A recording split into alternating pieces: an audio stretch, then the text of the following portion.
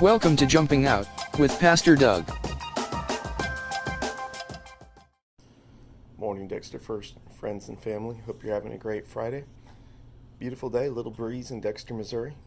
I was reading in 1 Kings chapter 8, I believe it was, about the Queen of Sheba came to visit Solomon and view all that he was doing, and she was just amazed at, what all that God had blessed him with and the wisdom he had. And it just shows the power that God can invest in us and use for his glory, and others see it.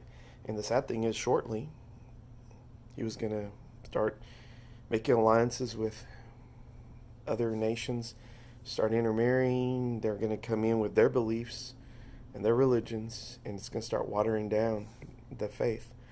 And that is still true. That's still a warning for us today. And then in the New Testament, the book of Acts, I think it was chapter 8 or 9, that Philip is walking along, and the Ethiopian eunuch is reading scroll of Isaiah 53, and he doesn't understand it. Philip explains, and then he realizes, the eunuch realizes, hey, I need to be baptized, and hey, there's some water there. Why can't I be baptized? So, and the scripture says that when he baptized him, and when the guy came up out of the water, that Philip disappeared and was translated through the Spirit to another Azotus, or another town there. Well, some people would say, well, that was just written in. Editors wrote it in to kind of make for a better story.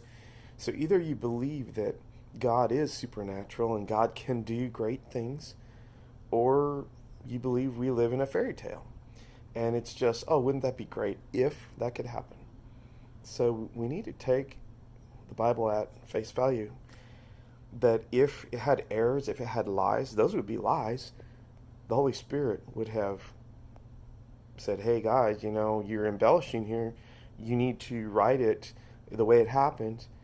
And that's just it. It is written as it happened, and we need to take it at face value. We need to believe, and we need to ask for faith if we're struggling to believe it. So think about these things. Have a great day. God bless you. Go shine your light. Thank you for watching Jumping Out with Pastor Doug.